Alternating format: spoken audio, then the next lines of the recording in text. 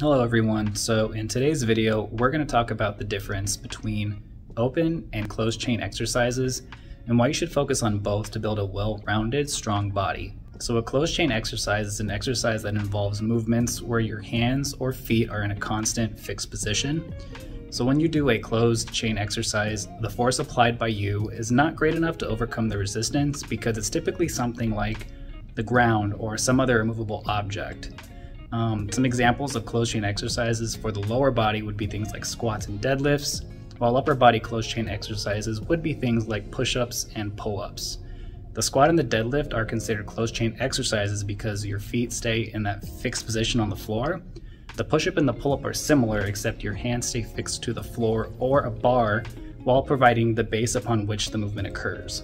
Closed chain exercises do provide increased joint stability, and they tend to mimic more functional movement patterns, which is great since joints are not typically used in isolation during sports or any activities that we do just on a daily basis. Now, open chain exercises are where your hands or feet are not in a fixed position. And because of this, the force that you apply is great enough to overcome the resistance, which can be something like, say, a barbell, a dumbbell, or even a kettlebell. The seated leg press, the leg extension, and leg curl would be examples of lower body open chain exercises, while for the upper body exercises like your bench press, your shoulder press, or your seated rows would be considered open chain since you're moving the resistance through space. Open chain exercises do have the benefit of allowing for greater concentration on an isolated joint or muscle compared to closed chain exercises. For example, the leg extension, which is an open chain exercise, allows for more concentration on your quad muscles at the knee joint. On the flip side though, the closed chain squat, which also uses your quad muscles and the knee joint, relies on activity at the hip and knee joint simultaneously, meaning you're going to be recruiting other muscles rather than just focusing solely on the quads. So now that you know the difference between closed chain and open chain exercises, the question is, which should you do? Well, both, quite frankly. We can all benefit from both open and closed chain exercises. So some of the best exercises to do are your squats, your deadlifts, your rows, your presses, push-ups, and pull-ups.